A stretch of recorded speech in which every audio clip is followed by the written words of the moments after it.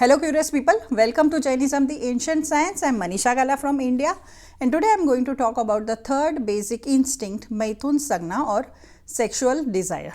Jain scriptures are like encyclopedia. They have covered almost every topic that is related to this universe, and sexual indulgence is also one very important aspect of a living being's life. So how can that be omitted? Jainism has given clear differentiation between the presence of reproductive organs in a living being's body and that being's sexual desire. Both are different things. I will explain that in the later part of the video. First, I will begin with the definition of Maithun Sangna and some examples related to that. So, what is the definition of Maithun Sangna? A broader definition of Maithun will be the desire for physical indulgence. It can merely be a touch or a hug or a kiss or more than that. Basically, it is associated with the sensory organ of touch, that is our skin and our mind. Two of these sensory perceptions are very important in this particular aspect. When I say every living being has it, every worldly living being has it, this includes even the single sense beings.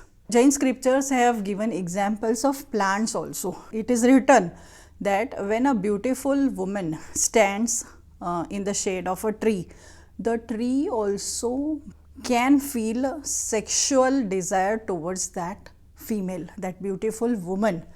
It may try and rub the leaves with that woman's body. The woman will not come to know, but cavellies, they know all these things, and that is why they have put such examples. They have given such examples of plants also who feel the sexual desire. Now let's see the human aspect of it. How does this Maithun Sangna trigger? There are various ways or various triggers for this Sangna to pop up. It can be appearance or it can merely be a thought. Let's first take up some of the examples of appearance. Say for example, a beautiful film actress is standing in front of the crowd. There are hundreds of people watching her, and there will be many who will get some kind of desire in their minds. Maybe just to touch that female, or to kiss that female, or something else. It is also true that not everyone will feel that way. There will only be a few whose Maithun Sangna will pop up. This comes as a physical appearance. Now let's see virtual appearance. In olden times, in ancient times, it was pictures, the portraits, etc. The kings were sent portraits of young girls, and from that portrait they would select the girls for marriage. In this new world of technology, there are digital pictures, social media, videos. If I go to the extremes, soft porn content, these all are triggers for the Maithun Sangna. Not everyone gives into that Sangna. Some thought comes and goes. Say for example, that actress who was standing in front of the crowd, once she leaves that place, that Sangna that popped up in the mind may subside or may not. That depends on a being's own karma. Similarly, some may get such thoughts even while reading such text. So there is no physical appearance, but the mind is at work. The same thing goes with fantasies. Yes, many people fantasize. So these are the triggers for Maithun Sangna. Now let's understand the karmic aspect of Maithun Sangna, and that will also, along with this, I will also explain the differentiation between the reproductive organs and sexual desires. Two karma are active in this particular matter. One is Nam Karma. Nam Karma decides all your physical features, right from your body to color to shape, height, everything about your body. So reproductive organs are also parts of the body. They are also decided by Nam Karma. whether a being will be a male or a female, or it may have both the organs of male as well as females. This is decided by Nam Karma. There can also be imbalance, like more of female features and less of male features, or more of male features and less of female features, what medical science calls as hormonal imbalance. Men may have a heavy chest, or a woman may have unwanted hair on the face, or a harsh voice. So this is due to Nam Karma, what kind of body or what kind of bodily features you will get. But when it comes to sexual desire, it is Ved Karma, which is a Mohaniya Karma. Mohaniya Karma means moh, attachment, rag. You are attracted to something. So that is very different. And Jainism has classified 3 types of Ved: Stri Ved, Purush Ved, Napunsak Ved.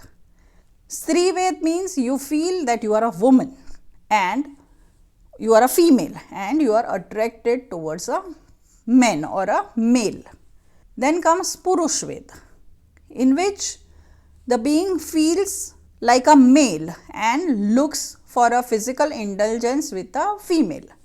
And there is Napunsak Ved, where a being is attracted towards both the genders, male as well as females. So that is Napunsak Ved. That can also appear anywhere. Like for example, a woman may have a Purush Ved and she may get attracted to another female. Modern media or modern world calls it lesbian. Men can also feel attracted to another man. He can have a Stri Ved, what we call homosexuality. And there is a third category, bisexual. They are attracted towards more than one gender. So that is Napunsak Ved. All these 3 are results of karma. So you may have one type of body and another type of sexual desire. Now let's come to my thumbnail question. Is lust a sin? Before I start with the topic, somebody had asked me in the comment box to shed some light on celibacy. So if I put a linear imposition of sexuality on a line, then celibacy is one extreme and lust is another extreme. What is good, what is bad? I'll come to that later. Jainism has offered 2 kinds of dharma to its followers. One is Aghar Dharma, another is Anaghar Dharma. Aghar Dharma has some exemptions. It is for the followers of Jainism who are not monks. And another is Anaghar Dharma, which is for monks. There is no exemption in that. So when you talk of Anaghar Dharma, no exemptions, there comes the celibacy. You are not allowed to indulge physically with any gender. Yes, scriptures have written about homosexuality, lesbianism, everything. Everything is mentioned in scriptures. No kind of physical indulgence is allowed to monks. That is Anaghar Dharma. Next comes Aghar Dharma. You are a follower of Jainism, but you are not a monk. Then you have to take a middle path. The middle path would be to be satisfied with your spouse. Jainism doesn't ban marriage.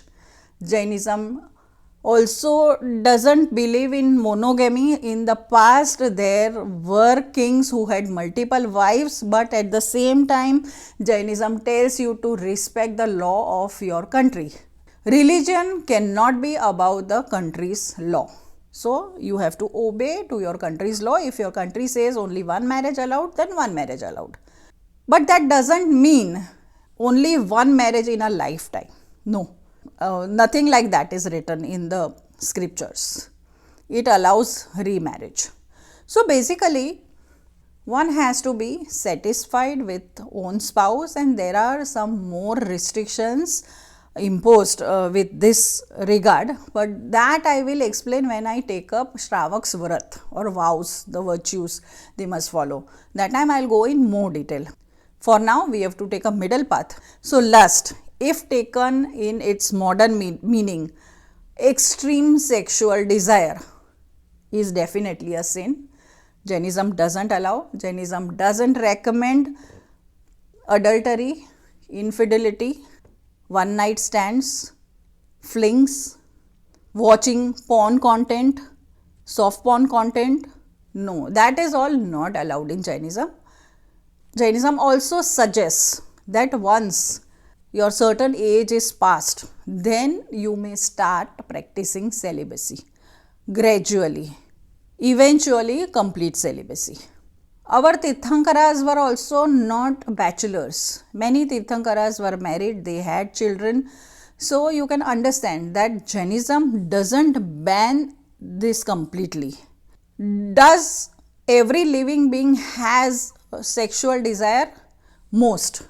Why am I telling most? Because Kevalis don't have such desires. Kevali means omniscient people, and omniscience means they have shed their 4 karmas completely: Gnanavarniya, Darshanavarniya, Mohaniya and Antaraya. So when the Mohaniya karma is shed completely, Kevalis do not have any such desires. Also, Siddhas do not have any such desires because they don't have body only. All the basic instincts are associated with the body.